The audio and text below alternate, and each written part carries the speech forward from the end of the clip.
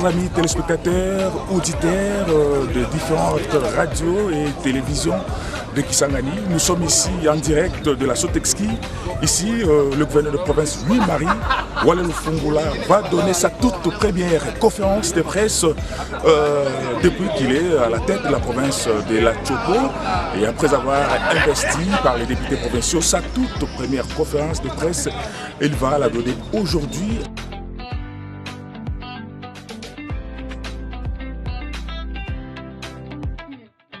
Chers amis auditeurs, téléspectateurs, je ne suis pas seul, je suis accompagné de mon collègue de la langue nationale, Likes Bakoko, avec qui nous commentons cette activité, cette grande activité que le gouverneur de province organise, sa toute première conférence de presse.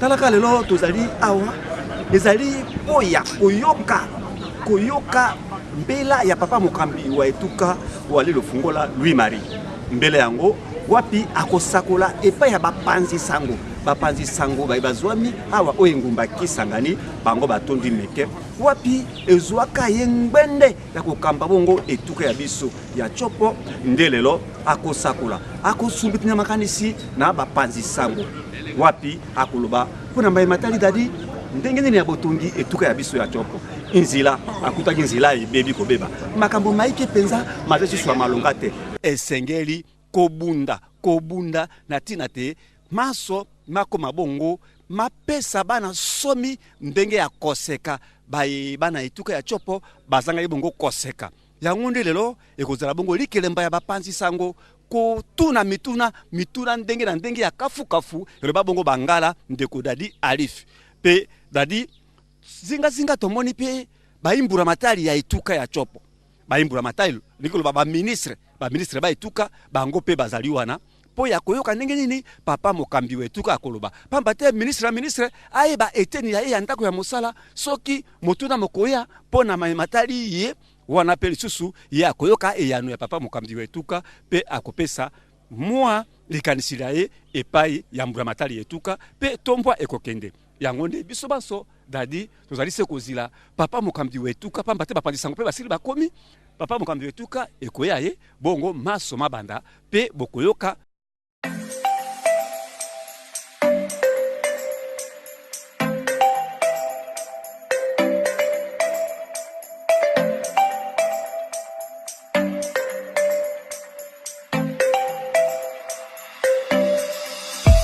Déjà démarré avec cette activité d'aujourd'hui, de ce mercredi.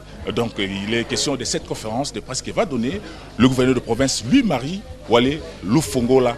Ici, sera face aux journalistes, les différents chevaliers de la plume de la ville de Kisangani. Comme je vous le disais, il y aura certainement des grandes questions, des dossiers, depuis qu'il est au pouvoir de la province. Qu'est-ce qu'il a déjà fait? Quel est son apport? Quelle sera sa contribution? Donc, il y aura des questions pareilles que le gouverneur fera face à pouvoir répondre aux journalistes à ces différentes préoccupations. Très chers amis auditeurs, auditrices, téléspectateurs, téléspectatrices, nous sommes là pour ça. Nous allons vous faire vivre cette conférence de presse, cette grande activité qu'a organisé le gouverneur de province, la conférence de presse d'aujourd'hui. Mesdames et messieurs, restez avec nous. Donc, dans quelques poussières de secondes ou 2 minutes, nous commençons avec cette activité de la conférence de presse du gouverneur de province Louis-Marie Walle Lufongola.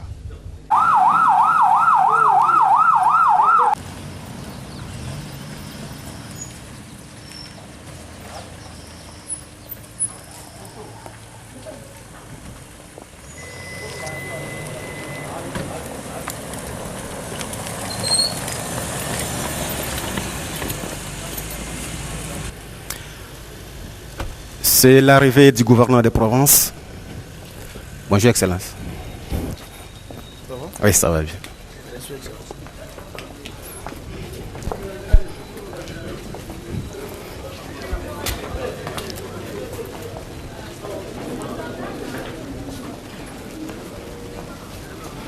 Mesdames et messieurs de la presse, bonsoir.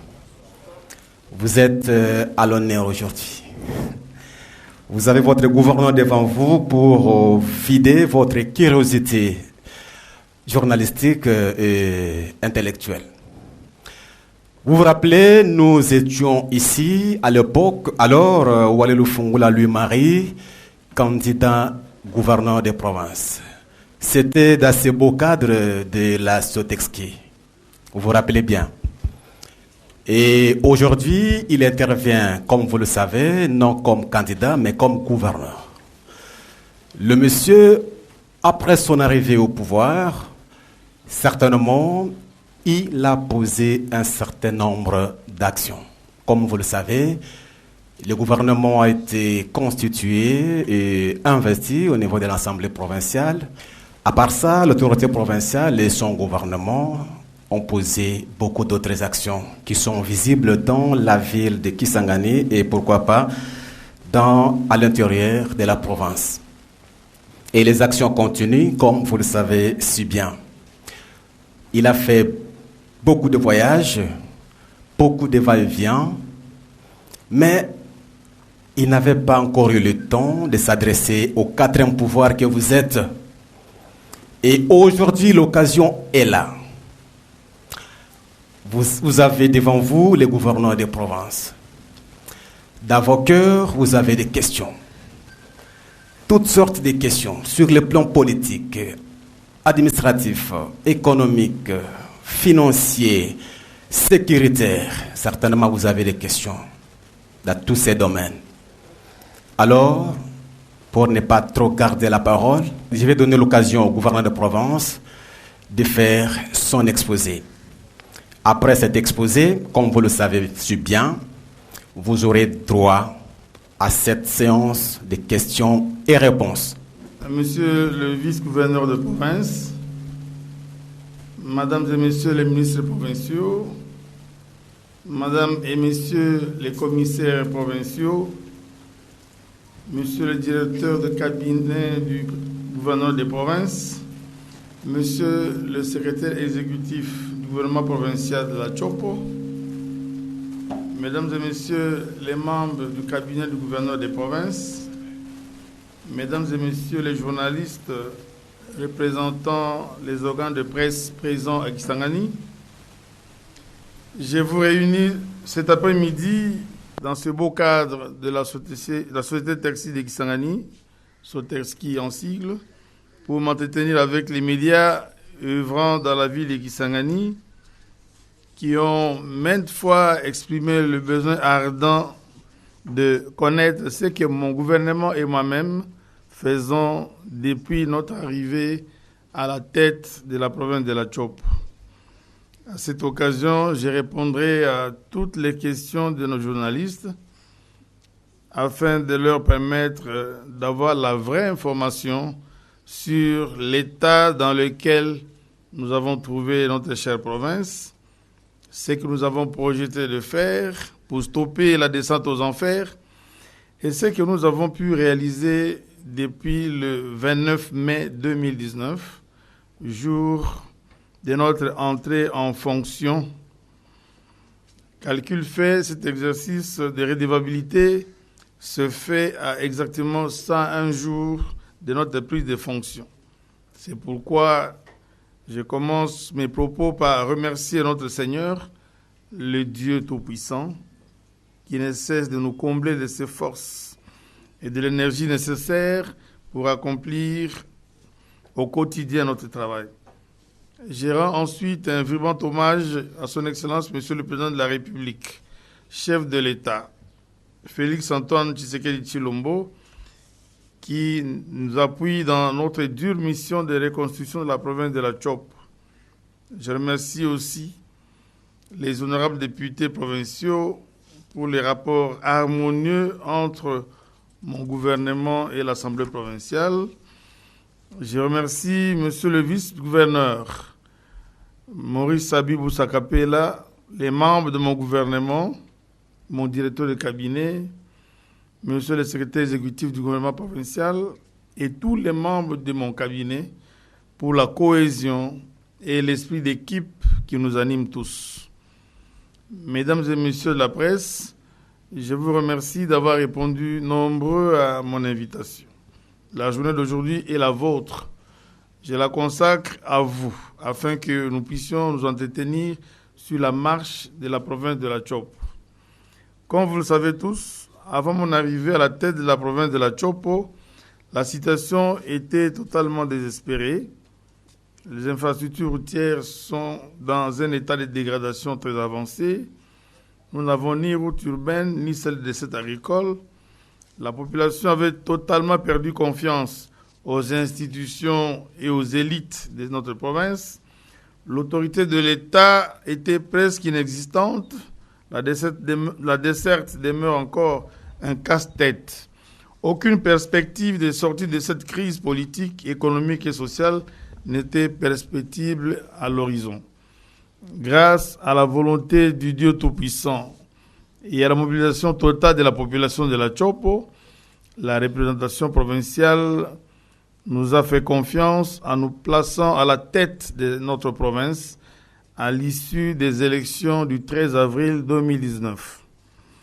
Il a fallu attendre la fin des péripéties judiciaires auxquelles nos adversaires nous avaient inutilement soumis pour entrer en fonction le 29 mai 2019. Aussitôt, j'ai formé mon gouvernement qui respecte scrupuleusement la représentativité de nos 7 territoires et de la ville de Kisangani. Ce gouvernement a été investi par l'Assemblée provinciale le 4 juillet 2019 sur base d'un programme ambitieux mais réaliste.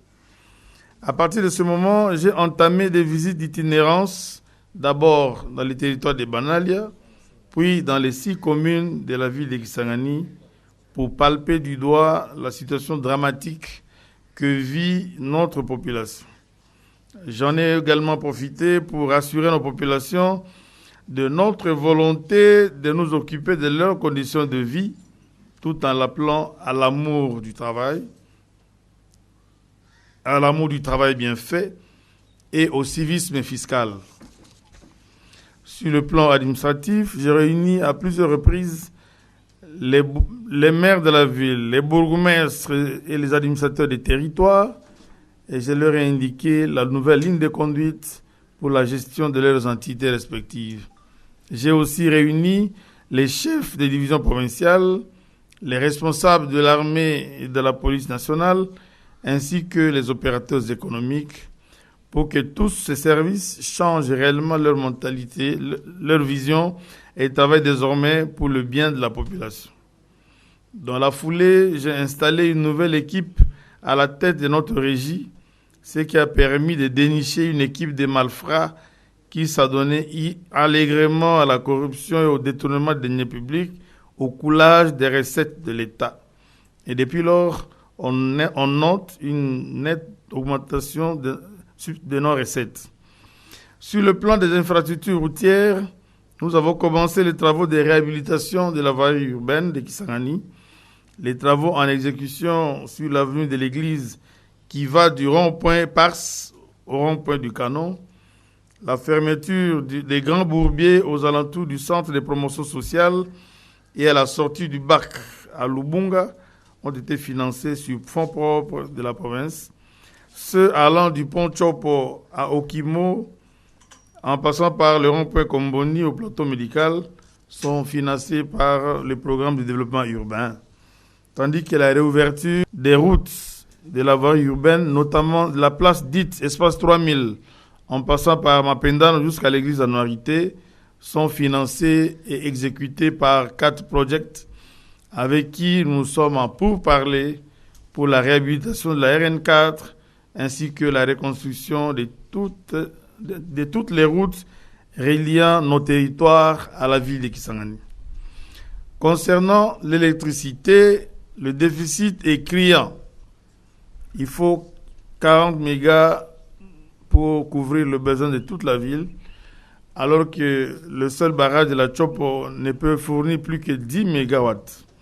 C'est pourquoi, en attendant la construction d'un autre barrage sur le site Babeba, nous sommes en pourparlers avec des partenaires pour la construction de la centrale solaire photovoltaïque dans le site de Lubuyabera, aux environs du pont kilométrique 8.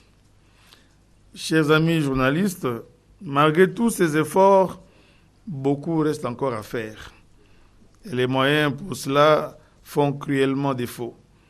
Il nous faut redoubler d'efforts pour venir à bout de la misère généralisée qui accable nos populations. Nous devons donc surtout nous mettre ensemble, main dans la main, pour continuer l'œuvre ainsi commencée. C'est pourquoi je vous demande utilement d'accompagner mon action et celle de mon gouvernement en informant régulièrement et objectivement la population sur ce qui se fait et sur les perspectives à venir. C'est sur ce mot que je me mets à votre disposition pour d'éventuelles questions sur l'un ou l'autre sujet que vous jugerez nécessaire d'être approfondi. Je vous remercie.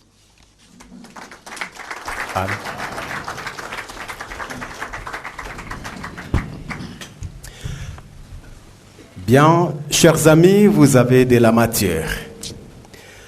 Voilà le moment tant entendu pour vider vos curiosités et surtout exploiter cette matière à travers vos questions. Je suis Faustin Edjabo de Canal Congo Télévision et Radio Liberté Kisangani. J'ai un constat. Dans votre gouvernement, monsieur le gouverneur, vous êtes en coalition avec, c'est-à-dire l'FCC et les CACH. Mais parmi les membres de votre gouvernement, nous ne voyons pas la présence d'un membre du CACH. Cela est dit à quoi? Merci. Alexis Balingui de la radio-télévision à Mani. Monsieur le gouverneur, dans votre mot de tout à l'heure, vous n'avez pas fait mention à l'éducation, aucune mention faite en ce qui concerne la santé et bien d'autres choses. Mais je voudrais revenir sur la question d'actualité qui préoccupe plus d'une personne au niveau national et au niveau de la province. Il s'agit de la gratuité de l'enseignement. Comment votre gouvernement entend-il accompagner les mesures prises par le président de la République pour assurer la gratuité en République démocratique du Congo? Encore là, il faut dire que certains établissements publics, je cite le complexe scolaire de l'Université Kisangani, qui refuse la gratuité. Ces complexes scolaires notent au passage que cet établissement appartient, c'est un établissement privé.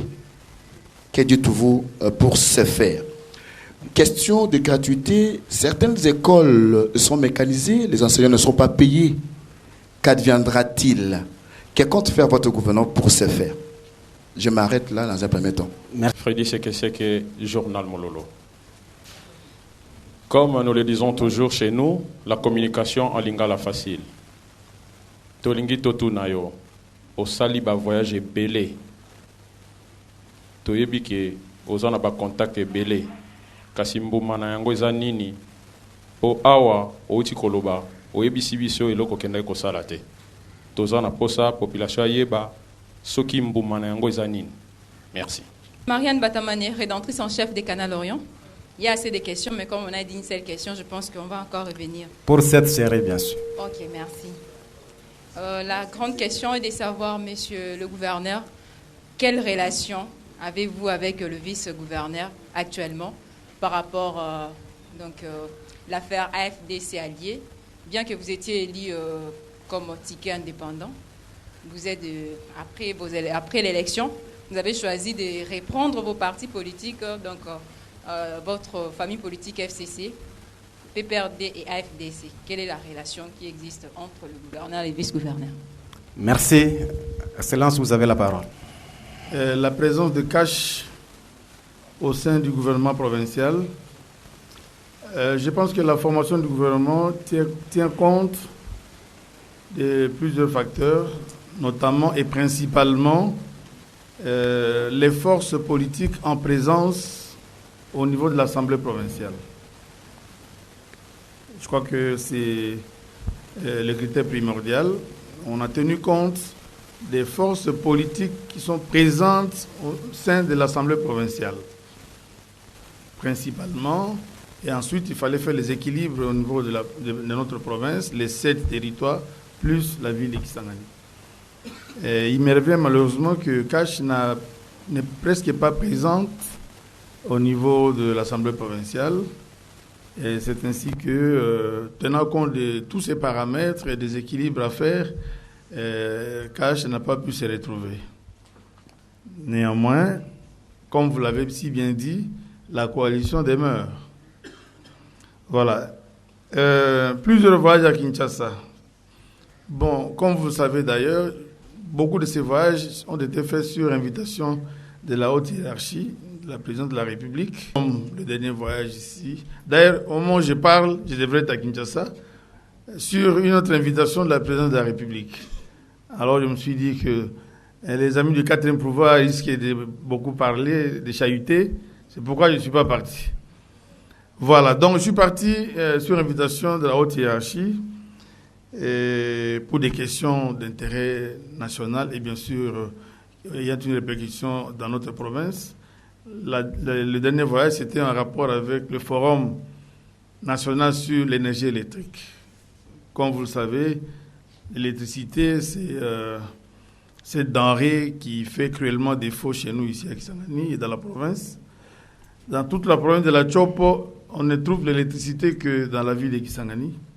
Encore que dans cette ville, nous n'avons que le 1/4 du besoin, c'est-à-dire 10 mégas sur 40. Il y a donc un sérieux problème, un déficit criant. Alors, tout responsable, toute autorité ne peut pas dormir sur ses lauriers et ne peut ménager aucun effort pour trouver des solutions idoines à cette question. Et le chef de l'État a pensé qu'il était important de nous réunir pour que nous puissions réfléchir sur comment essayer d'accroître, de revoir à la hausse les taux de desserte en électricité dans notre pays. Les retombées chez nous, c'est que quand on fait des contacts comme ça, c'est pas en un jour qu'on a les retombées. Ça dépend de quel genre de contacts on fait, mais quand il s'agit de gros investissements, je pense que ça vient avec le temps. Bien sûr, on peut contacter 30, 40 personnes. Peut-être qu'il n'y a qu'une ou deux qui pourront réellement venir et conclure avec vous. Et nous espérons, nous sommes très confiants que d'ici avant la fin de cette année, en tout cas, il y aura au moins un début de quelque chose, ne fût-ce qu'il y ait le début de construction de la centrale photovoltaïque dans la ville de Kisangani. Parce que le déficit que nous avons constitue un handicap sérieux à l'essor économique de notre province. Et sans électricité, on ne peut rien espérer, même au niveau des PME, pas un début d'industrialisation quelconque, pas de grands projets d'investissement, même des chambres froides ne peuvent pas être construites, ainsi de suite. Donc il faut vraiment que nous puissions arriver à trouver des solutions à cette question. Et je crois que nous sommes sur la bonne voie. Relation avec le vice-gouverneur. Je crois avoir répondu à cette question ici quand j'étais candidat. Quelqu'un m'avait posé cette question. Est-ce que vous allez marcher, tout ça? Moi, j'ai dit, mais je suis à l'aise avec M. Abibou, un garçon brillant. Moi, j'aime les gens intelligents parce que je suis compétitif moi-même. J'ai évolué dans des milieux où il n'y avait ni frère, ni oncle, ni cousin, ni tante. Mais je me suis frayé un chemin parce que j'ai une base. J'ai bien étudié. Passant par Maïlé, à l'université de Kinshasa, je crois que je ne suis pas complexé. Et j'aime aussi me faire accompagner des gens qui comprennent, des gens intelligents, qui peuvent saisir facilement un problème et apporter des solutions. Et c'est le cas avec mon vice-gouverneur. Je pense qu'il n'y a pas de problème. Et je ne sais pas trop pourquoi les gens me posent beaucoup cette question-là. Non, pourquoi vous voulez qu'il y ait problème? On dirait que vous êtes habitué à ça. Mais je vous dis et je répète aujourd'hui, vous devez faire la démarcation entre les hommes d'État que nous sommes. Cette équipe, c'est une équipe d'hommes d'État. Contrairement à d'autres que vous connaissez. Donc nous sommes des hommes d'État. Il suffit de voir nos CV, le cursus de chacun de nous, du vice-gouverneur et de moi-même. Vous allez réaliser qu'il y a quand même une grande différence. Donc, habituez-vous maintenant à traiter avec des hommes d'État qui ont la capacité de comprendre les choses, de discuter et de trouver des solutions amiables sans que la rue ne puisse s'y mêler. Voilà, donc tout va bien avec les vice-gouverneurs et je pense qu'il en sera ainsi pendant le mandat. Voilà. L'éducation, la gratuité. Ah, l'éducation. Voilà, la gratuité et l'éducation. Ainsi que vous le savez très bien, la gratuité est constitutionnelle. Donc c'est depuis 2006 que cette gratuité a été consacrée par les constituants dans notre loi fondamentale. Alors, je pense qu'il était temps quand même que l'on puisse passer à la phase de l'exécution. Et c'est ce que le chef de l'État vient de décider. Bon, moi je me dis qu'il était temps qu'on puisse quand même accomplir cela. L'exécution, c'est parmi également les assises qui viennent de se tenir à Kinshasa. Tous les responsables de l'EPSP, en commençant par mon ministre de l'Enseignement, il est là. Il revient de Kinshasa, il a fait plus de 10 jours à Kinshasa pour une série de réunions en rapport avec la mise en œuvre de la gratuité de l'enseignement élémentaire. Et je pense que les choses jusque-là se passent plutôt bien au niveau de l'exécution, mais nous sommes encore qu'au début. Il nous faudra le temps, parce que le temps, le lundi, j'ai fait la ronde des écoles, j'ai constaté qu'il y avait rentrée effective, et j'ai constaté également qu'il y avait des inspecteurs de l'EPSP qui étaient en action pour se rendre compte de la mise en œuvre de cette gratuité. Nous attendons donc dans 1 ou 2 mois avoir le rapport de l'inspection de l'enseignement primaire et secondaire pour tirer les conclusions qui s'imposent par rapport à la mise en œuvre de cette gratuité-là. Ainsi, le gouvernement provincial pourra prendre les dispositions qui s'imposent. Oui, mais la santé, c'est une grande préoccupation parce que nous devons être en bonne santé pour reconstruire la province. Et je pense que dans mon programme d'action, il était mentionné l'appui à apporter aux institutions de santé, la reconstruction de certaines infrastructures sanitaires qui sont dans un état de délabrement plus qu'avancé, et surtout l'équipement de nos hôpitaux en matériel de nouvelle génération.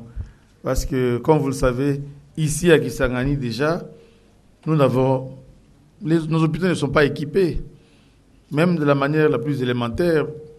Au niveau, par exemple, de la cardiologie, il n'y a pas un hôpital qui soit vraiment équipé en matériel adéquat. Par exemple, en électrocardiogramme, en échographie cardiaque, en scanner, et même des gens qui souffrent d'insuffisance rénale. Et il n'y a pas de matériel de dialyse, ainsi de suite. Et nous sommes en train de nous organiser. Nous sommes en train de nous organiser pour que nous puissions doter nos hôpitaux de ces matériels-là. Les démarches sont en cours et même très avancées pour que nous puissions acquérir ces matériels, en tout cas avant la fin du premier semestre de l'année prochaine, pour être modeste. Il y a également la lutte contre la maladie à virus Ebola. Et comme vous le savez, la source de cette maladie chez nous, c'est l'Est de la République, les provinces du Nord Kivu. Et vous savez que chaque jour, avec la RN4, c'est chaque jour qu'il y a un mouvement des populations de part et d'autre. Et nous sommes vraiment exposés à cette maladie-là. Ainsi, je pense qu'il y a 3 semaines de cela, nous avons lancé une campagne de lutte contre Ebola, en fait une appropriation de la lutte par la province de la Chopo. Et le ministre de la Santé était là, il y avait quelques partenaires. Le gouvernement provincial, pour montrer sa volonté de lutter contre cette maladie, a souscrit, non seulement souscrit, mais libéré 5 millions de francs congolais. Et à l'occasion, a invité les autres à emboîter le pas pour que nous puissions nous approprier cette lutte en achetant les nécessaires pour empêcher que la maladie ne puisse nous atteindre. Voilà. Merci beaucoup, Jérôme. Je suis Sébastien Moulamba, éditeur du journal Kisangani News. Merci, monsieur le gouverneur, pour l'honneur que vous nous avez fait aujourd'hui. Vous l'avez d'ailleurs rappelé que nous avons été ici pendant la période de votre campagne pour la conférence de presse. Et aujourd'hui, vous avez encore recueilli ou accueilli de nouveau dans le même cadre. Excellence, monsieur le gouverneur, puisque vous avez évoqué d'une manière superficielle cette histoire de la gratuité de l'enseignement des bases, mais votre ministre provincial de l'Éducation avait initié une commission de contrôle de viabilité des écoles. Et il s'est fait que plus de 100 écoles, 150 ou 164 écoles devraient être pratiquement fermées faute de la viabilité et selon le contrôle. Mais répondant à une question à la rentrée scolaire, vous avez trouvé que le travail était inachevé. Vous avez constaté qu'il y avait un goût d'inachevé dans le travail fait par votre ministre. Monsieur le ministre, monsieur le gouverneur, vous ne pensez pas que vous avez fragilisé vos ministres à travers les ministres de l'EPSP? Monsieur le gouverneur, vous avez parlé aussi de vos 101 jours. Je crois que 100 jours, c'est peut-être pour l'action du gouvernement, mais 100 jours, depuis le 4 juillet 2019 jusqu'à aujourd'hui, vous n'avez que 2 mois pratiquement. Donc, il ne serait pas aisé, selon ma compréhension, que vous puissiez parler de 100 jours. Peut-être que vous avez voulu tout simplement parler de ce que votre gouvernement ou de ce que vous avez fait avec votre vice-gouverneur, comme c'était le cas avec le président de la République qui faisait pratiquement tout avec son DIRCAB, que vous avez réalisé durant un certain moment. Mais, monsieur le gouverneur, il y a des gens, certaines langues, pas des mauvaises en tout cas, qui estiment que vos ministres ne sont pas différents de ministres des gouvernements précédents, parce qu'ils ont excellé à un certain moment dans des antivaleurs. Un peu de corruption, un peu de pot de vin, un peu. En quoi votre gouvernement est-il différent des autres qui se sont succédés depuis la Grande Orientale, ainsi de suite? Mais aussi, monsieur le gouverneur, les travaux de la voirie urbaine qui ont démarré il y a peu semblent être arrêtés. Chers collègues. Monsieur le gouverneur, vous veniez tantôt dans votre speech soulever l'arrestation. Vous avez mis hors d'état de nuire un groupe de malfrats. C'est aussi, je peux vous paraphraser. Et que vous vous sentez déjà satisfait par rapport à l'évolution de la santé de notre économie, de notre finance de la province. Pourquoi ne pas en parler? C'est juste une observation. Pourquoi ne pas nous dire, vous avez trouvé autant dans la caisse de la Tchopo et aujourd'hui, où aller à autant d'argent pour la population de la Tchopo? Ce n'est pas une question, c'est juste une observation. Ma question, c'est celle-ci. Votre ministre ici présent de l'EPSP, alors député provincial, je cite Thomas Messemo, il avait dit pendant la campagne de vous, les candidats gouverneurs, qu'il y a une entreprise ici qui s'appelle Remec, qui appartient à Patrick Polonia, qui dispose, il n'a pas utilisé le conditionnel, qui dispose de 9 dragues qui ne sont pas répertoriées dans les finances, dans la régie financière de la province. Je voudrais savoir si Wale Lufungula aujourd'hui peut dire à la population de Kisangani, de la Tchopo, combien de dragues existent, exploitent les minéraux, les sous-sols de la Tchopo? Avez-vous la maîtrise des Chinois qui sont disséminés à travers la forêt de la Tchopo? Je suis Ernest Moukouli, correspondant de l'agence France Presse et Actualité.cd. Merci. Passez la parole. Bonsoir, Kondamombo Olongo. Je représente ici Dépêche de la Tchopo.com et RTGA. Une seule question avec quelques volets. Je vais revenir sur le point de presse tenu un samedi 16 mars ici. Et nous avions produit un article. Et juste quand on m'a informé qu'il y a un point de presse que le gouverneur va animer, je suis allé à l'internet pour tirer cet article. Le 16 mars, alors candidat, vous avez dit que vous avez fait un constat pour la province de la Chopo. Il y a absence totale d'un leadership. Un leadership managérial, visionnaire et responsable. Ce sont là les trois mots. Un leadership visionnaire, managérial et responsable. Aujourd'hui, Wale Lufungula, gouverneur de province, est-ce que, d'après votre auto-évaluation,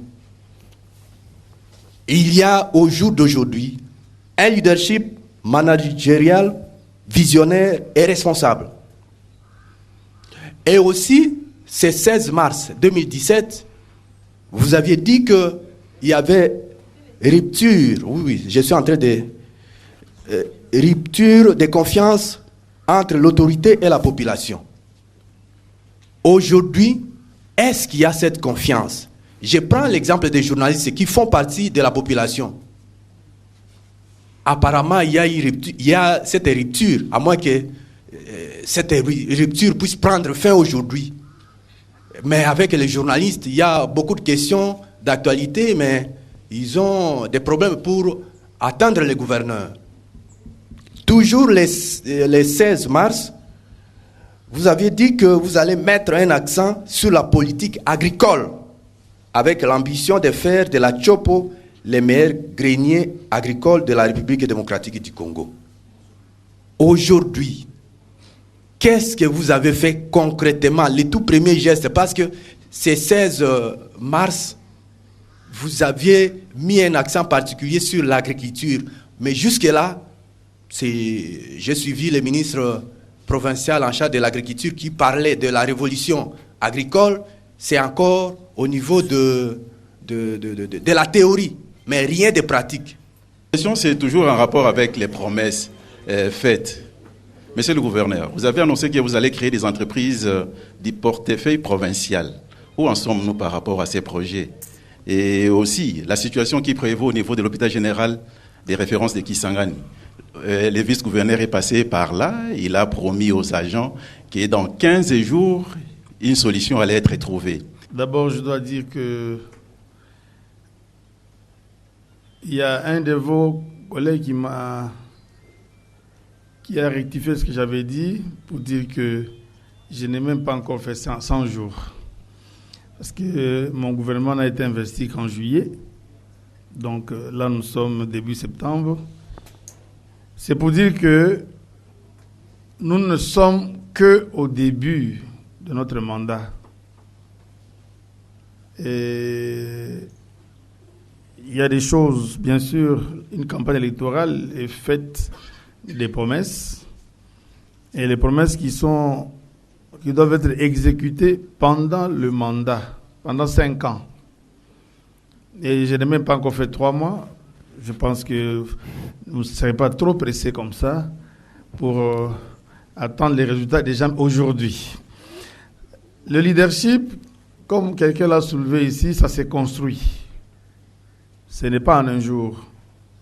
Ça s'est construit au fil du temps et à travers le sens des responsabilités, à travers les actions concrètes qui sont posées et qui poussent la population à se reconnaître à travers ce leader. Et c'est ce que nous sommes en train de faire. Nous sommes en train de faire en sorte que les actions concrètes que nous allons mener pendant notre mandat puissent toucher les cœurs de cette population meurtrie et que la population puisse donc se reconnaître en nous. Et croyez-moi, cela va se faire certainement. Contrôle de viabilité de l'école. Oui, il y a eu une commission qui a travaillé là-dessus pour évaluer la viabilité de certaines écoles qui fonctionnent dans la ville. Il y a un rapport qui a été produit. Cependant, le ministre n'est pas allé jusqu'au bout parce qu'il y a eu quelques écoles qui n'ont pas été visitées, interrompues bien sûr par la mission qui devait effectuer à Kinshasa en rapport avec la gratuité de l'enseignement élémentaire.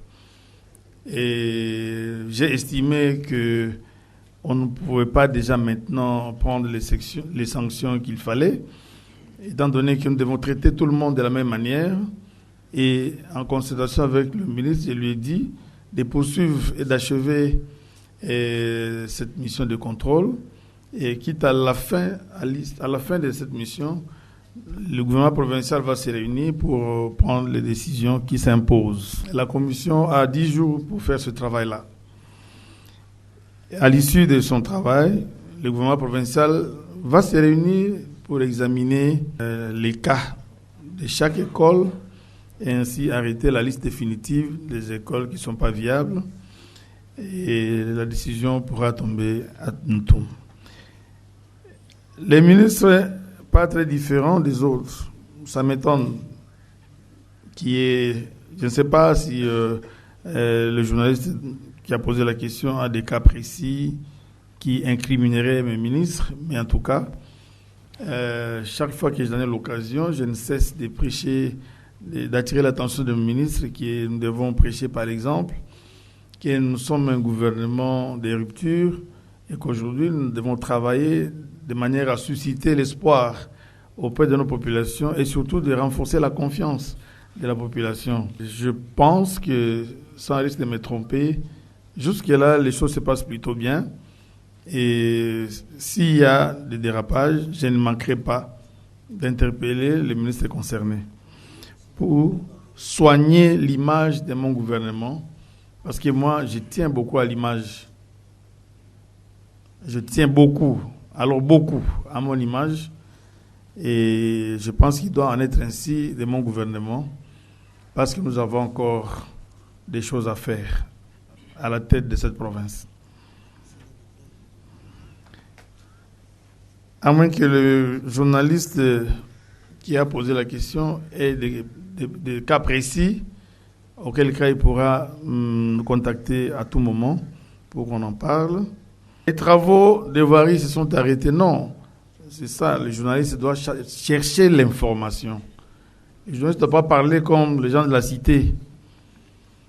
Vous allez, au retour d'ici, arrêtez-vous sur la 10e avenue, Chopo, au croisement de l'avenue qui vient de l'orphelinat. Vous entrez à gauche, vous verrez qu'il y a des grands travaux qui sont faits là-bas. Les ingénieurs ont compris qu'il fallait d'abord déboucher les grands collecteurs qui étaient bouchés depuis plus de 15-20 ans. Et parce que même si on faisait la route, quand il pleut, tous ces quartiers sont inondés. Et vous connaissez l'ennemi numéro 1 de la route, c'est l'eau. Alors, ils ont pensé qu'il était d'abord des bonnes politiques de déboucher ces grands caniveaux, ces grands collecteurs. Il y a des grands collecteurs depuis les 2 mètres. Et c'est la première fois que j'ai découvert ça aussi.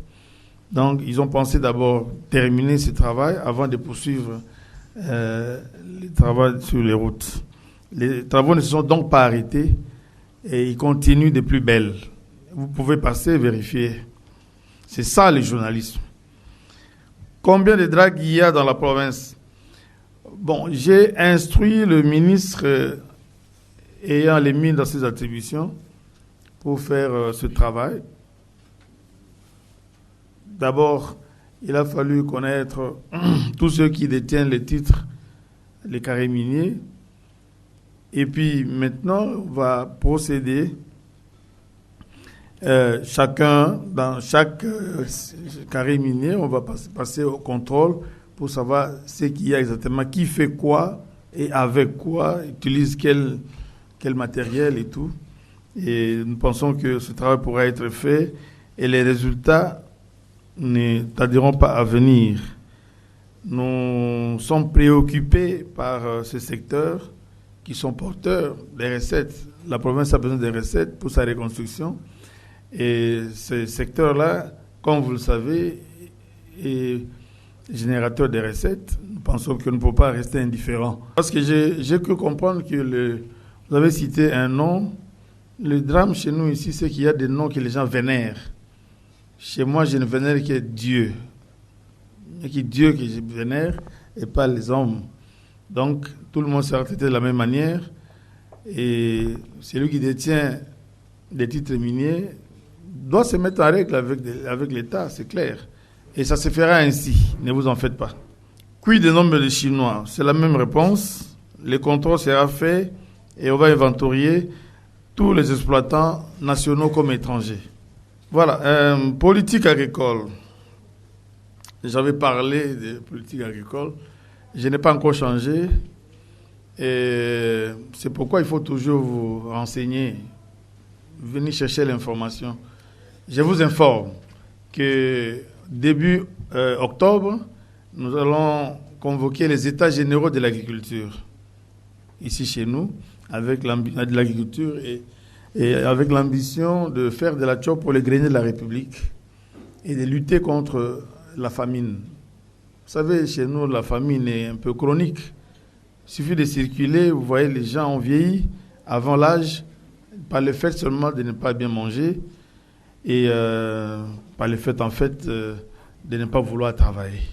C'est pourquoi, dans ma tournée dans les communes, j'ai invité la population au travail. C'est le travail qui est source, moteur de développement. C'est le travail qui va nous aider à faire décoller cette province. C'est le travail qui va nous aider à transformer notre environnement. Et c'est vraiment le premier axe qu'il faut exploiter, inviter la population au travail, à l'amour du travail, à l'amour du travail bien fait. Et donc, au mois d'octobre, il se tiendra ici à Kisangani les États généraux de l'agriculture où seront ensemble les agronomes, les chercheurs, les agriculteurs, les hommes d'affaires intéressés dans les secteurs, nos partenaires extérieurs et puis l'État lui-même. Donc nous allons réfléchir sur comment lutter contre la faim, faire de la Chopo le grenier de la République. C'est possible que la Chopo devienne le grenier de la République. Moi, je le crois. Parce qu'il y a tout pour cela. Nous avons les cerveaux, il y a l'INERA, le plus grand centre de recherche agronomique, nous avons l'IFA, Yangambi, tous les meilleurs ingénieurs de la République ont été formés chez nous. Nous avons l'ICA Bengamisa. En plus de ça, nous avons la terre fertile où vous jetez n'importe quoi, ça pousse. Nous avons le climat favorable où il pleut toute l'année. Ben, je pense que rien ne peut nous empêcher d'avoir cette ambition-là. Et moi, j'invite la population de la Chopo de développer des grandes ambitions à la dimension de notre province. Nous sommes la plus grande province en superficie. Nous devons développer des grandes ambitions d'être également leaders dans beaucoup d'autres secteurs de la vie nationale. Et cela est possible. C'est encore possible. Le chômage, je venais de le dire tantôt, tous les contacts que nous faisons, c'est pour attirer les investisseurs chez nous. En dépit de notre faiblesse, du moins en couverture en électricité, mais nous sommes une province attractive parce que nous avons tout pour que les investisseurs puissent venir. Il suffit dans tout cela aussi la crédibilité de l'autorité. Je mets en jeu ma crédibilité et je vous assure que ça va se faire. Les investisseurs vont venir et nous avons trouvé du travail à notre jeunesse, je voulais dire. Et déjà, le ministre en charge de l'économie et de l'industrie est chargé de contact avec le ministère de l'Industrie pour faire l'état d'avancement de la construction de notre cimenterie. Comme vous le savez, ce projet-là, on ne sait pas trop où est-ce qu'on en est aujourd'hui. Il est temps que l'on puisse faire le point de la question pour que nous puissions booster la mise en œuvre de ce projet qui pourra résorber sérieusement le chômage dans notre province. Il en sera ainsi également de tous les autres projets qui pourront arriver et qui pourront commencer ici, notamment dans le secteur agricole, dans le secteur de l'industrie, dans le secteur de la construction de centrales photovoltaïques, comme je l'ai dit. D'autres également sont intéressés à nous construire un barrage hydroélectrique sur la rivière Tchopomé, du côté du territoire de Fassende, dans le site dit de Babeba. À Babeba, on peut ériger un barrage qui pourra nous fournir entre 65 à 80 mégawatts, ce qui aura comme avantage de couvrir le besoin de la ville de Kisangani et éventuellement soutenir d'autres projets qui pourront naître. Les entreprises provinciales, c'est vrai, je maintiens la promesse que j'ai faite de créer les entreprises provinciales, mais comme je l'ai dit tantôt, ça ne se fera pas en un jour. Les différents contacts que nous sommes en train de prendre vont aboutir certainement à la création de certaines entreprises. Et tout ça également, c'est pour lutter contre le chômage dans notre province. Hôpital général, il y a, comme vous l'avez dit, il y a quelques jours, il y a eu des situations pas très agréables qui se sont produites au niveau de cet hôpital. J'avais dépêché le vice-gouverneur parce que ces jours-là, j'ai pris mon avion pour Kinshasa, qui est allé prendre des langues avec les grévistes. Et une décision provisoire avait été prise en attendant que je revienne pour prendre une décision. Et la décision sera prise déjà d'ailleurs dans les pipelines. Dans les 48 heures, une décision sera rendue publique. On parle de plus en plus des finances de la Chopo. Il y en a même qui m'attribuent le détournement de beaucoup de millions d'argent, de millions de dollars que j'aurais trouvé dans les caisses, que même j'aurais acheté des villas, des Tessis là, partout. Je pense que, comme je l'ai dit ici à l'introduction, nous devons apprendre à nous connaître. C'est vrai, moi j'ai beaucoup évolué en dehors de la Kisangani. Et ceux qui me connaissent, ceux qui connaissent Oualé, si vous leur dites ça, ils vous diront non. Ce n'est pas Oualé qui peut faire ça. Et j'aimerais vraiment que vous puissiez comprendre que c'est comme ça avec moi. Je suis différent. Je ne suis pas un politicien. Parce qu'ici, chez vous, la politique, c'est tout ce qui est de mauvais, tout ce qui est sale, tout ce qui sent mauvais. C'est ça la politique. Il y a un fois politique. Non. Moi, je fais la politique avec tout le sérieux parce que j'y mets mon cœur. Et j'engage ma personnalité, mon sérieux. C'est comme ça que j'ai évolué partout. Et partout où je passe, je laisse de très bonnes impressions. Posez la question partout où je suis passé.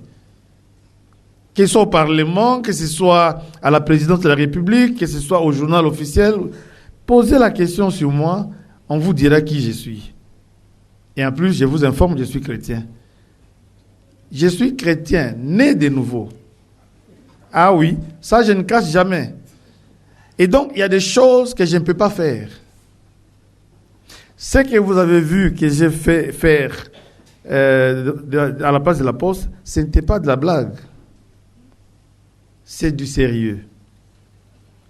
Consacrer la province au Seigneur Jésus-Christ. Je l'ai fait de tout mon cœur. Donc, je voulais vraiment vous demander, s'il vous plaît, de ne pas faire de l'amalgame, me mettre dans la même moule que ceux que vous croyez, parce que vous étiez habitués à des choses comme ça. Comment est-ce possible que j'arrive comme ça et tout d'un coup, on puisse m'imputer? Et puis, il y a aussi des illusions que les gens se font. Quelle est la capacité financière de votre province? Je vous informe aujourd'hui que quand je suis arrivé, j'ai fait la remise des prises un jeudi 25 mai. Et j'ai pris mes fonctions. Je suis entré au bureau le lundi 29.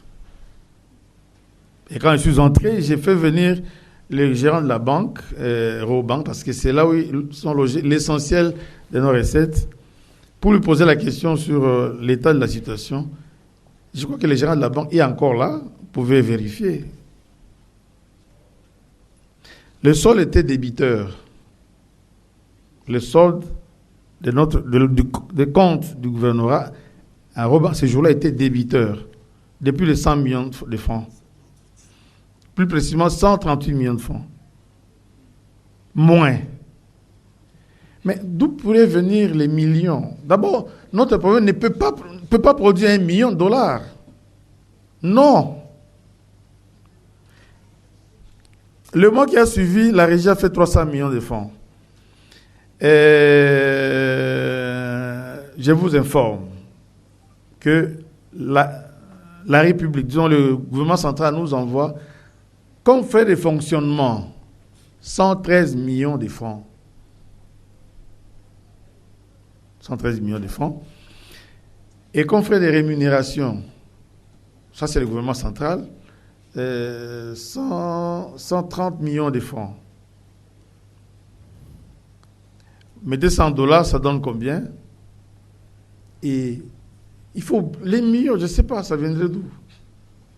Ça viendrait d'où? Et puis, même si quelqu'un était peut-être un kleptomane, hein? Peut-être un kleptomane, il arriverait comme ça et il prendrait tout ce qu'il trouve autour de lui, il ramasse. Non, quand même. J'ai quand même une dignité à défendre. J'ai ce sens-là de respectabilité. Ça, franchement, je l'ai. Je ne ferai pas des choses de nature à me vautrer dans la boue. Non. Je vais rester digne, même quand je n'ai rien. Je reste digne. Parce que ne pensez pas que moi, je suis de ceux qui pensent que quand on devient gouverneur, on est arrivé. Non. Je sais qu'il y a encore du chemin à faire. Je dois soigner mon image par rapport à mon éducation, par rapport à mes convictions religieuses. Parce que je ne cours pas derrière l'enrichissement. Non. Et je crois qu'il en sera ainsi. Dieu va m'aider pour qu'il en soit ainsi le plus longtemps possible. Merci beaucoup. Remercier son Excellence, Monsieur le Gouverneur, comme l'a dit un de nos prédécesseurs ici, pour cet honneur. Mais aussi pour avoir pris cette initiative de mettre à la disposition de la presse, au mieux à travers la presse, mettre toutes ces informations à la disposition de l'opinion. Je voudrais vraiment remercier sincèrement son Excellence, Monsieur le Gouverneur, pour cela. Je voudrais abonder dans le sens que mon prédécesseur François, je crois, Okundamumba, et compléter une question qui a été posée par rapport à l'impunité qui serait entretenue par son Excellence, Monsieur le Gouverneur, en rapport avec le dossier hôpital général de référence de Makiso. Mais moi, je voudrais plutôt aller dans un autre secteur. Il s'agit du secteur de l'urbanisme, mais aussi dans les secteurs de la coordination provinciale de l'environnement, où, en dépit de tout ce qu'il y a comme trouble, on ne sent pas l'autorité de l'État. On ne sent pas le pouvoir. On laisse les choses pourrir. Qu'est-ce que le gouverneur pense par rapport à ce qui se passe à la coordination provinciale de l'environnement et à la division de l'urbanisme? Parce que là aussi, le gouverneur est directement touché parce que certains de ses collaborateurs sont plongés dans des antivaleurs. Ils sont cités nommément. Deuxième, là maintenant c'est ma question. Monsieur le gouverneur, l'impression qui se dégage à entendre certains de mes confrères et de ma consoeur qui nous ont précédés ici, c'est qu'il n'y a pas une politique d'information et de la communication au niveau de la province. Et ça, nous avons toujours décrié. Nous voudrions qu'aujourd'hui, ce soit vraiment une occasion pour que, avec Madame le ministre de l'Information qui est devant nous, et les professionnels des médias qui sont ici. Donc, si on peut réfléchir pour mettre en place une politique provinciale de l'information et de la communication, ça nous sera bénéfique et ça nous échapperait à beaucoup d'autres mots qui pourront venir plus tard. Merci. Merci, Osé Yawal. Yawalo, RTNC. Le sport dans la province de la Chopo est presque inexistant. Alors que jadis, la Chopo était une pépinière pour la République démocratique du Congo. On venait puiser même des talents ici chez nous. Mais hélas, nul n'ignore aussi que nous n'avons pas d'infrastructure sportive. Mauvais état des stades de Lumumba, pas intérêt ou un stadium de basket, alors que dans les années 80, la Coupe du Congo de basketball s'est jouée ici chez nous, à Kisangani. Pas de dojo provincial pour des arts martiaux, locataires de l'Etoka aujourd'hui. Ces dojos-là, est vraiment provincial? Est-ce le gouvernement a un œil regardant sur ces dojos qu'on dit provincial? Pas une maison ou encore, voire même une grande salle de sport pour des grandes activités des autres disciplines sportives, des boxe, tout ça, chez nous à Kisangani. Alors, si les équipes de Kisangani sont qualifiées pour des compétitions nationales, monsieur le gouverneur, elles ne se déplacent presque pas, faute des titres de voyage. Cas échéant, Étoile d'or de Kisangani, absente de la 36e édition de la Coupe du Congo à Kinshasa, faute des titres de voyage. Ma préoccupation, basket bien sûr. N'est-ce pas un budget est voté chaque année à l'Assemblée? Si oui, est-ce qu'on n'a pas une rubrique des sports dans ces budgets-là? Si oui, qu'est-ce que sert cet argent? Parce que nos équipes traînent toujours avec Kisangani. Aujourd'hui, M. Wale, à la tête de la province, avez-vous déjà une politique, entre parenthèses, sportive pour relancer les sports? Parce que nous n'avons pas de sponsoring à Kisangani, pas de mécénat. Et, monsieur le gouverneur, à quand la tenue des états généraux des sports en province de la Tchopo? Parce que cette assise est très importante. Au sortir de là, nous aurons déjà des pistes et des solutions pour relancer les sports en province. Merci pour m'avoir accordé la parole. Monsieur le gouverneur, Bissot, vous allez journal Moulolo, vous allez journal télévisé à Lingala Facile. Ndeko Freddy c'est que c'est katuna ki mituna mais on répondra ki en français. Alinga ki ayeba ba voyage mingi oyo sali retomber nango na population oya yo ezali nini. Ezali na Lingala monsieur le gouverneur. Ba question nangai monsieur le gouverneur ezali boye. Pas ba question monsieur, posez une question. Merci. Lelo la ville ya Kisangani à chaque fois population na yo ezali kolela soki incendie et salemi. Problème ya mutuka ya anti-incendie tokomi wapi. Biso za lingala facile et kombinaka. Ya mususu zali monsieur le gouverneur, lelo oyo question ya oyo ezali kotala presque pays na biso mbimba ezali gratuité ya enseignement. Na ba école primaire. Totambolaki na caméra na biso ya mulolo na ba école mingi a na ville ya Kisangani. Mingi pe bazali koboya yango. Kaka parce que bazali même na balakisi mosusu ba futa manga même na noté na norme tant bazao futa minerval école ba nota la tant ba futi minerval ne ba futi bango balakisi wana parce qu'on a listing bazala kité lelo ekomi gratuité balakisi wana bakosuka wapi pe école oyo zoboya ko appliquer ngo monsieur le gouverneur okosala na bango nini. Impunité entretenue par le gouverneur de l'urbanisme, de l'environnement. Bon, je ne sais pas, c'est ce que je disais tantôt encore, les journalistes doivent avoir l'information, et la bonne, et non pas se fier à des rumeurs qui circulent dans la cité. Parce que tout le monde peut apprendre, tout le monde peut raconter n'importe quoi, mais il faut avoir des éléments probants qui attestent la véracité des faits qui sont allégués. Et moi, je suis juriste, non seulement juriste des papiers, mais pratiquant. Et je ne me fie pas aux rumeurs, tout en ne négligeant pas les rumeurs, mais il faut scruter pour chercher à établir la véracité des faits. Et je pense que, je ne sais pas s'il y a quelqu'un qui est venu déposer un document ou une lettre d'accusation apportant des preuves tangibles des faits qui sont allégués, qui sont des griefs qui sont portés à charge des responsables de ces deux secteurs et qu'on a refusé d'examiner ces accusations-là. Je pense qu'on doit aussi apprendre à préserver la réputation des gens.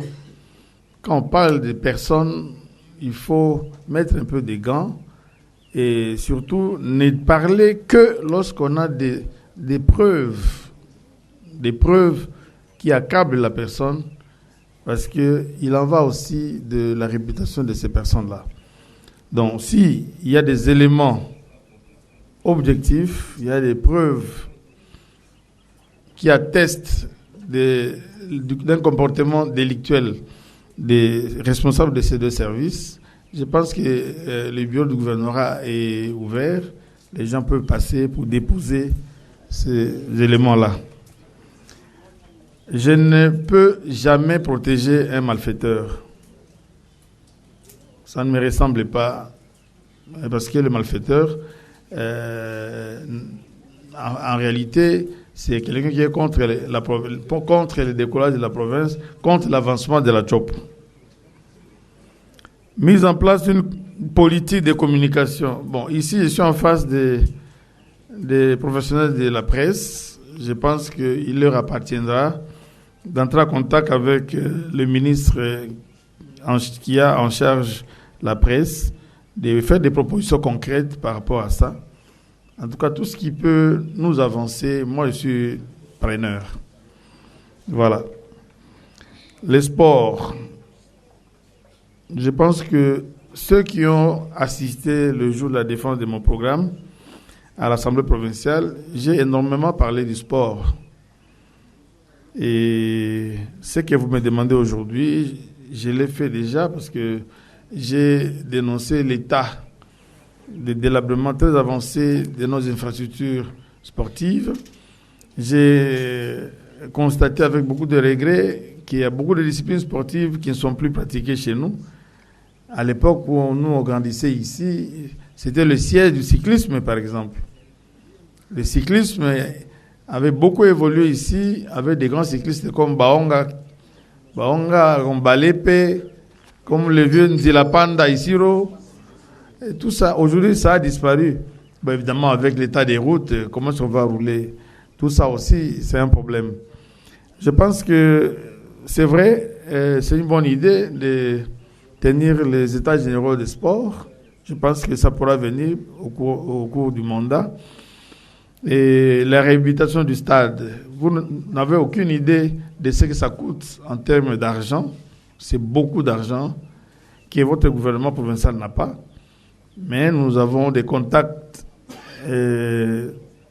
importants qui peuvent nous amener, qui sont prêts à venir travailler. Ils sont déjà venus ici. On a été visiter le stade de Lumumba. Ils ont promis de revenir. Bon, vous savez, ce sont des investisseurs. Ils regardent où placer leur argent. Donc, il faut les rassurer davantage. Et je pense qu'ils ont promis d'être ici la semaine prochaine. Et nous allons voir comment les pourparlers vont évoluer pour pouvoir conclure avec eux. On a à cœur la réhabilitation, ne fût-ce que du stade Lumumba, ne fût-ce que de la pelouse, semer une pelouse synthétique et faire en sorte qu'on puisse installer les gradins, parce que c'est encore archaïque. Le stade qu'on a connu depuis notre enfance, il n'a jamais changé jusqu'à ce jour, au XXIe siècle. Nous avons traversé le siècle et le stade est resté dans le même état. Je pense qu'il y a quand même un problème. Et nous allons faire en sorte que nous puissions amener les gens capables de pouvoir remettre le stade en état, quitte à eux de pouvoir se faire rembourser sur les recettes des compétitions qui seront organisées dans ces stades. Quant aux autres disciplines, je pense que nous avons encore le temps de pouvoir y réfléchir afin qu'on puisse y aller graduellement, discipline après discipline, afin de pouvoir encore refaire parler de la Chopo dans ce domaine-là. Bon, mutuko ya kubuma moto. Nakanisi bandako ebele ko muzika mikolo yo. Tomonaki Zambeki, Ziki, ailleurs, Ziki, place Moussou Ziki. Bon, tant on a constaté, biloko wana, Nathalie gauche, Nathalie droite, na moni ki mutu kamoko anti-incendie, ils ont traîné na lopango ya gouvernorat. Alors na tuni situation mutu kawana eza nini, babiza na panne. Alors to bengi ba technicien ya RVA parce que ba onde ba mesani biloko wana. Ba yaki ba sali de vie, to pesi ba moyen, ba ke ba bongisi. Jusque là ba bongisi déjà partie technique au mutu ka kotambola. Mais maintenant il reste siko ba osala nde musala ya ko bongisa partie oyo et boaka kamai. Nde misala yo sala masikoyo. Et d'ailleurs je vous informe que MONUSCO tango kangi misala na ye awa apesi biso don ya mutuka moko un camion citerne avec une capacité de 5000 litres et kozala en appui na mutuka na biso anti-incendie parce qu'il y a biso une capacité de 1000 litres seulement. Je pense que d'ici la fin de ce mois mutuka wana eko tambola pe ko meka kosunga baimboka na makambo etali moto. Bon, le quoi dans le baki dans le poto na kasi constitution na biso il y a 2006 et consacré qui gratuité que bana école enseignement élémentaire première année primaire jusqu'en deuxième année du secondaire baki ni classe ba futate. Alors ça fait quand même 13 ans que makambane komami na beaucoup ebiso ya monene wa bengi constitution mais ti lelo esalama na mte. Voilà pourquoi mokonzi mboka a décidé que ebanda sikoyo. C'est pourquoi boyoka ki milulu minene salama na Kinshasa oyo ba ministre ya éducation bakindeki pona bameka komanyo na likambo wana baye bandenge nini ekosalema. Alors ba milulu wana esilaki de sikoto leki na phase ya exécution. Na lobaki que lundi na sala qui ronde na ba école komeka koyeba kotala soki rentrée scolaire ezalaki effective. Na kanisi na lekaki na ba école mandambo moins 5 ou 6 écoles comme ça na monique ba na bazongi classe effectivement. Mais maintenant en ce qui concerne gratuité wanande sur le terrain na kutani na ba inspecteur enseignement primaire et secondaire balobi baza en mission pour na ko vérifier mise en œuvre ya gratuité ya enseignement. Alors na moni tropé ça bango temps basala no musala na bango inspection comme ça à l'issue ya mission na bango ba ko sala biso rapport de toyeba soki likambo na za ko sala matote na wana nde gouvernement provincial et koyeba ndenge nini mikaro nini akozwa pona makambo wana. Voilà. Chers confrères, vous voyez bien que le gouverneur est très disposé à répondre à toutes vos préoccupations. Voilà, vous devez juste vous manifester et vous aurez la parole. Bien, pour cette série, nous prenons Mboyi, Moukadi. N'oubliez pas de vous présenter et de prendre votre organe de presse. C'est Mboyi Moukadi pour le compte de Oriental Info. J'avais 10 questions, mais je suis ramassé et il ne me reste que 5 petites questions.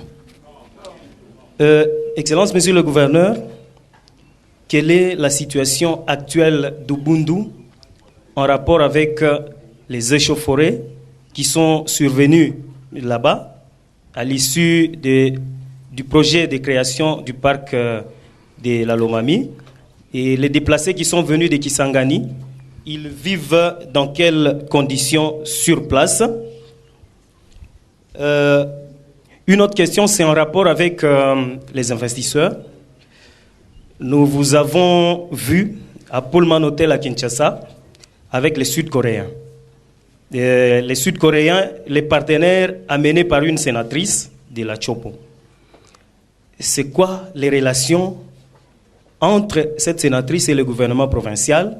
Comment ce projet sera réalisé? Est-ce par une sénatrice ou par le gouvernement provincial?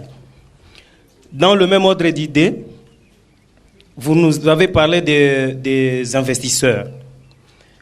On a connu beaucoup de chansons dans ce sens-là avec le gouvernement précédent qui avait fait beaucoup de tournées en Turquie, nous promettant le paradis vraiment à Kisangani. On va nous faire des poulets, on va nous faire des barrages et tout. Qu'est-ce qui nous rassure d'une démarcation entre les partenaires que vous allez amener et ceux qui ont coûté beaucoup d'argent à la province sous l'administration Lomata? Jean-Claude Fundi de la RFM TV, mais aussi de boyomainfo.com. J'ai une question, mais à dévoiler sur le plan infrastructurel et sur le plan social. Excellence, Monsieur le gouverneur de province, nous avons vu 4 projets, une entreprise qui est venue à Kisangani et qui a commencé les travaux. Excellence, Monsieur le gouverneur, vous nous avez dit que vous êtes un homme de parole, un homme de bonne moralité. Mais les finances publiques, mais également dans les passations des marchés, on recourt aux appels d'offres pour soumissionner ou sélectionner certaines entreprises pour l'exécution des travaux.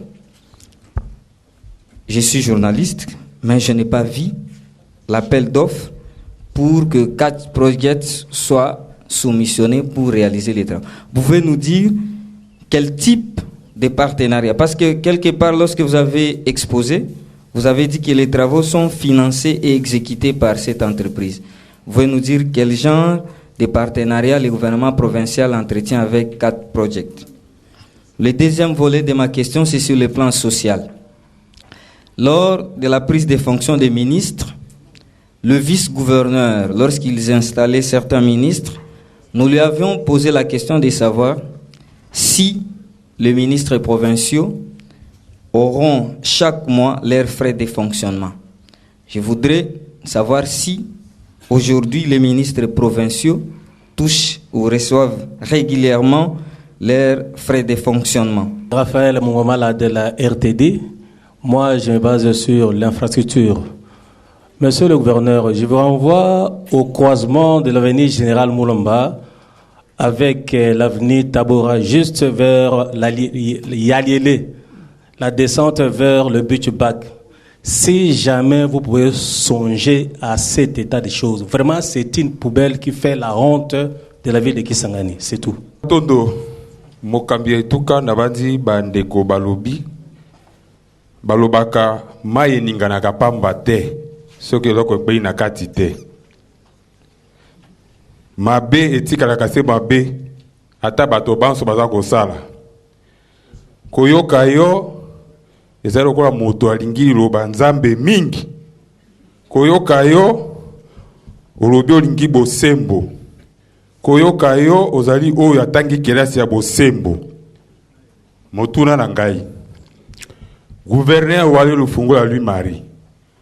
Oko kamba etuka ya chopo, lokola pasteur to lokola politicien. Na telemi wana. Parole. Je suis Félix Abossa. Je représente Top Congo FM à Kisangani et B1 TV.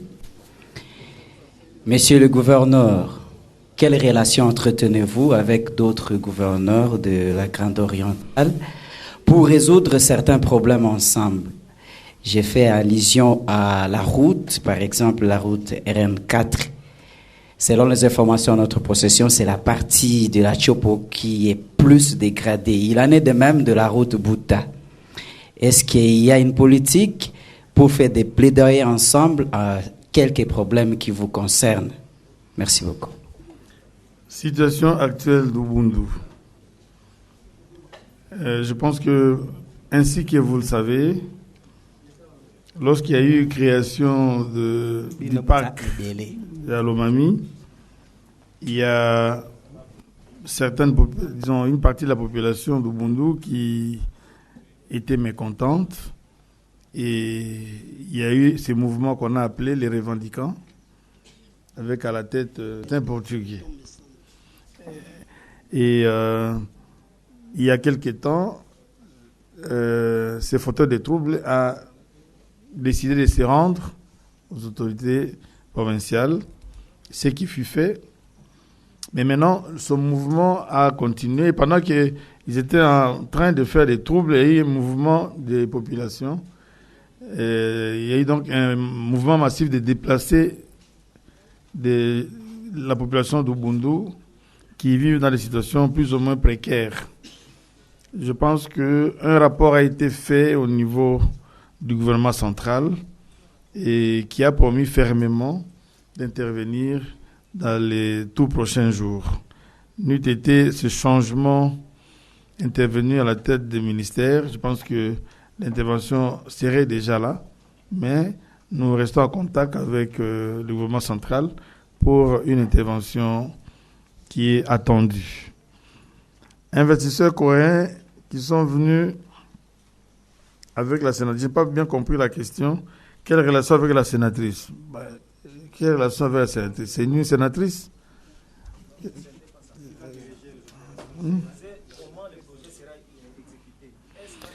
Mais non, c'est ça. C'est pourquoi il faut que chacun joue son rôle. OK? C'est le gouvernement qui a la gestion de la province. Voilà. Donc, la sénatrice peut prendre des contacts, mais au final, c'est le gouvernement provincial qui traite avec les investisseurs parce que c'est lui qui a la gestion quotidienne des affaires de la province. Et nous avons bel et bien pris langue avec ces Coréens. Et lorsqu'on leur a présenté la situation de la province, les priorités de la province, eux se sont intéressés au secteur agricole. Je pense qu'il y a déjà un projet de protocole d'accord qui est en gestation et mes experts sont en train, parce qu'ils ont fait un projet qu'ils nous ont soumis, mes experts sont en train d'analyser ces projets-là et dans les jours à venir, nous allons éventuellement conclure avec eux pour leur permettre de venir cette fois-là, signer éventuellement un contrat avec le gouvernement provincial. Voilà. Qu'est-ce qui rassure par rapport à tes prédécesseurs? Parce que d'autres ont beaucoup parlé aussi des investisseurs, de cette nouvelle tribu qu'on appelle investisseurs. Bon, je ne sais pas, qu'est-ce qui rassure? C'est ma personne qui rassure. Ma personne rassure parce que je sais ce que je suis en train de dire et je ne parle pas en l'air. Je pense que, puisque c'est vous-même qui cherchez l'information, je suis obligé de donner l'information. Sinon, si ça dépendait de moi, j'allais seulement attendre que l'exécution commence pour que vous appelez. Voilà, ils sont là et voilà, les travaux commencent. Mais puisque nous sommes appelés à parler, nous vous disons que ma personne rassure et vous allez voir que ces investisseurs-là seront effectivement ici à pied d'œuvre pour le grand bonheur du peuple tchopolais. Frais de fonctionnement des ministres. Bon, je pense que la question aurait pu être posée aux ministres eux-mêmes, mais puisqu'elle m'est adressée, je vous rassure et je vous informe que les frais de fonctionnement sont bel et bien libérés en faveur des ministres. Bon, ce n'est pas une occasion pour que vous puissiez passer là-bas. Pasteur ou politicien? Bon, les deux, hein? Et ce n'est pas incompatible. Ce n'est pas du tout incompatible.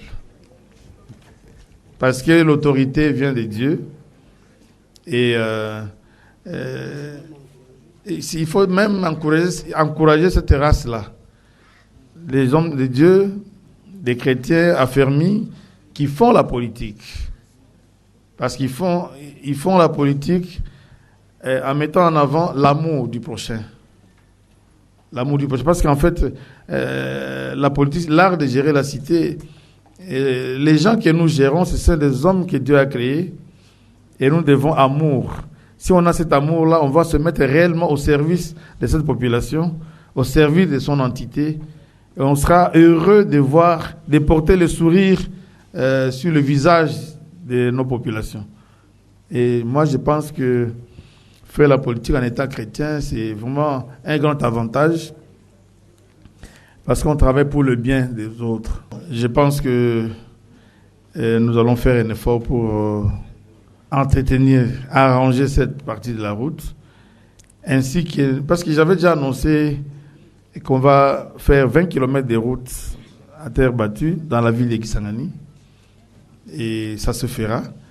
Peut-être que dans les axes qui avaient été retenus, cet axe-là n'était pas compris. Alors, avec ce que vous venez de dire maintenant, le ministre des JTPR est présent ici et il vous suit. Et il va désormais compter ça aussi. Passation des marchés publics. Oui. Je pense que, ainsi que vous le savez ou vous ne le savez pas, nous sommes à pied d'œuvre pour installer la cellule provinciale de passation de marché, qui n'existait pas encore. Il faut une cellule provinciale de passation de marché. Et c'est cette cellule qui aura la charge de faire les appels d'offres et tout ce qui concerne les marchés publics. Donc, nous n'allons... Et pour ça, il faut qu'il y ait la rentrée parlementaire, parce qu'il faudra un édit qui puisse instituer, qui puisse organiser la passation des marchés dans notre province. Et c'est sur base de cet édit que nous allons prendre un arrêté d'installation de la cellule au niveau de la province, du gouvernorat. Cependant, il y a des choses qui paraissent prioritaires. Je vous informe par exemple que au mois de septembre ici, il est prévu la conférence minière nationale. Ce qui a eu lieu l'année passée à Lualaba, à Kolwezi, et l'année d'avant à Lumbashi.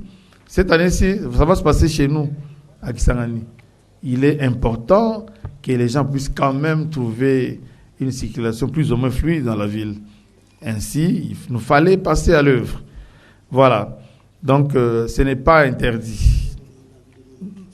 Et cependant, pour nous mettre également en ordre vis-à-vis de la procédure, nous avons recouru aux services compétents pour obtenir ce qu'on appelle l'avis de non-objection. Et ça justifie les travaux que nous sommes en train de faire. Voilà.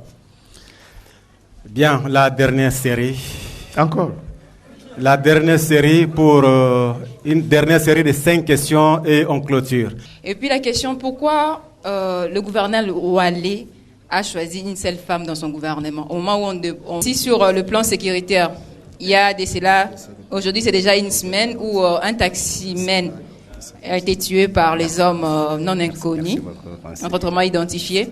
Qu'est-ce que le gouvernement provincial, quelle est la politique du gouvernement provincial pour ne pas dire mettre fin à l'insécurité, parce que parfois c'est impossible, pour diminuer un peu les cas d'insécurité dans la ville de Kisangani? Et aussi par rapport à l'enseignement, vous avez proposé, soit vous avez dit dans votre discours de remise et reprise également à l'investiture que vous allez primer 2 finalistes, donc une fille et un garçon. Est-ce que c'est déjà, il y a déjà donc les résultats sont déjà publiés il y a de cela quelques mois. Est-ce que vous avez déjà identifié ces 2 lauréats de l'examen d'État édition 2018-2019? Le barrière. Quand vous traversez la rivière Ligne, tout de suite vous avez le garde républicain qui font autre chose que leur mission, que de demander de 5 000 francs congolais à tout passant, c'est obligatoire. Nous, journalistes, on a peur des journalistes. Hein? Quand vous traversez, vous devez aller saluer un monsieur à côté. Ça s'est fait jusqu'au jour d'aujourd'hui. Vous progressez à 59 km de la ville de Kisangani, il y a encore notre barrière. Plusieurs services. On vous qui demande 1000 francs, les autres 2000 francs, chacun ce qui le concerne. Il n'y a pas de quittance pour ça en contrepartie. Même les piétons, n'importe qui passe doit passer saluer les gens qui sont à la barrière. Que dites-vous pour ce faire? Ça décourage les gens qui amènent de produits agricoles dans la ville de Kisangani. Et je termine, monsieur le gouverneur, pour ce qui est de la relance de l'économie de la province de la Chopo. On parle trop de Kisangani, mais en vrai, nous sommes dans la Soteski. Et ça fonctionne encore, la Soteski? Vous avez pensé aussi aux autres industries qui existaient dans la ville de Kisangani, qui créaient de l'emploi. Vous y pensez encore, monsieur le gouverneur? Si vous en pensez, allez-y, pensez pour créer encore de l'emploi dans la province de la Chopo. J'ai parlé, j'ai terminé. Merci. Ernest. Merci pour la seconde fois. Monsieur le gouverneur, c'est banasema wale Aïcha Pita gouverneur beko tuna ton ya campagne électorale. Vous n'avez pas de l'estime envers vos prédécesseurs. Comment se portent les relations entre Wale Lufungula, Lomata, Johnny Longo Tokole? Vous êtes tous de la famille FCC. Cas d'insécurité dans la ville. Pas plus tard qu'hier, j'ai réuni le comité provincial de sécurité pour passer en revue cette situation d'insécurité. Et il y a un train de mesures qui ont été arrêtés, notamment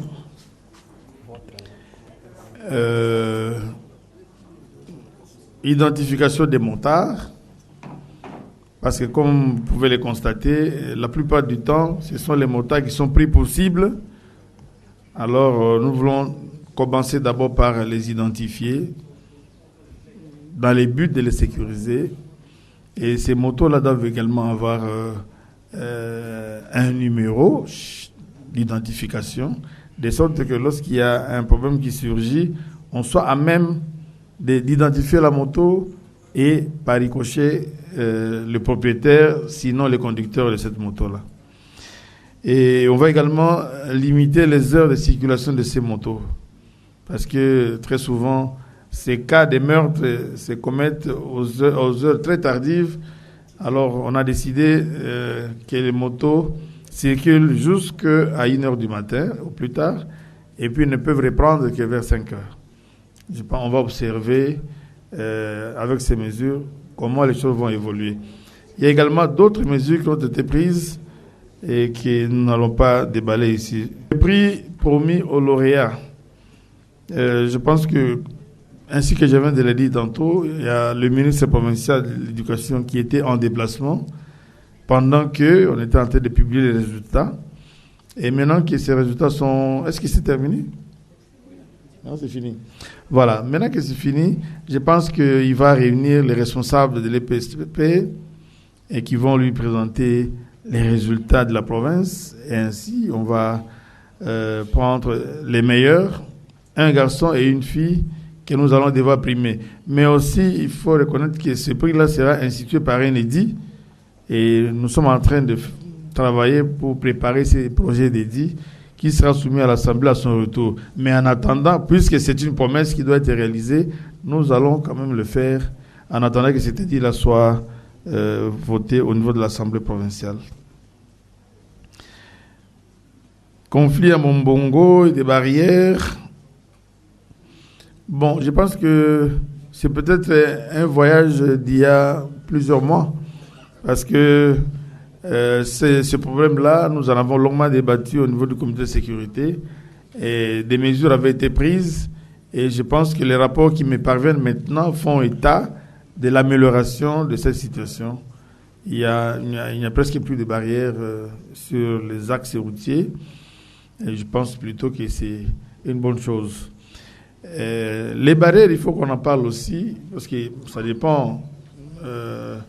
Il y a des postes de perception des taxes provinciales. Ça, ce ne sont pas des barrières illégales.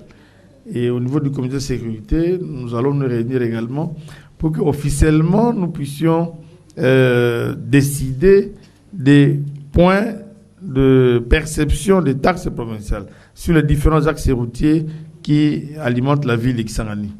Et en dehors de ces... Et c'est ça rendu public. Tout usager de la route saura que quand je prends la route de l'Ituri, au PK, autant je vais m'arrêter pour... Il y aura un point de perception. Sur la route d'Ubundu, ou la route, je ne sais pas, Banale, ainsi de suite. Donc, je pense qu'en dehors de ces barrières qui seront fixées officiellement, alors, on va parler des tracasseries.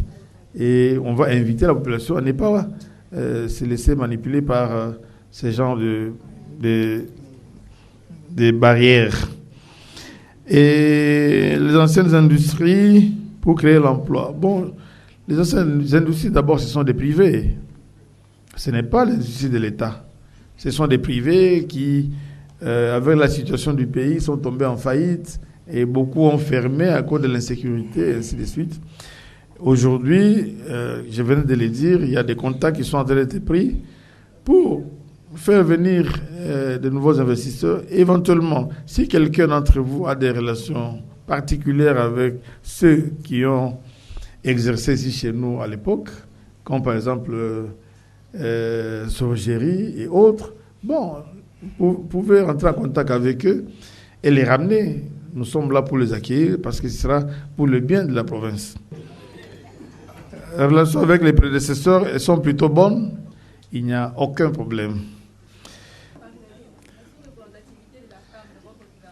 Ah oui, il paraît qu'ils sont sous-représentés. Mais vous êtes venu ici une centaine. Je suis en train de regarder s'il y a une femme, à part Marianne, je ne sais pas, 2 sur 100. Mais au moins, nous, on est 2 sur 13. Vous voyez. Donc, je pense qu'on a quand même tenu compte de la femme. Et la femme, elle est là et vous représente très valablement. Très valablement. Je sais de quoi je parle. Elle est même porte-parole du gouvernement. Voilà. Merci, Excellence, pour toutes ces interventions et surtout pour votre disponibilité. Chers amis de la presse, vous avez assez d'éléments d'information à exploiter dans différentes rédactions. Voilà. Excellence, avec votre autorisation, puisque ce sont les journalistes qui sont à l'honneur, vous aurez droit à une photo souvenir avec le gouverneur de province.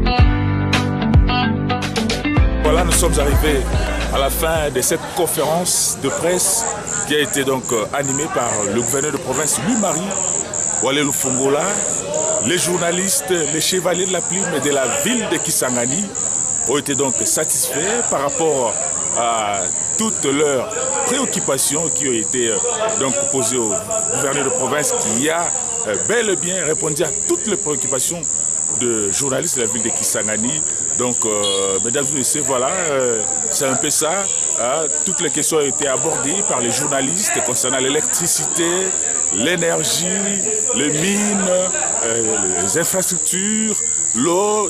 Tout a été donc santé, a été donc abordé par les journalistes et le gouverneur a répondu favorablement à toutes ces préoccupations. Nous voilà, j'étais avec mon estimé confrère, mon bien-aimé, l'aîné, Nikes Bakoko, qui était avec moi à mes côtés en langue nationale, que je vous le passe la parole.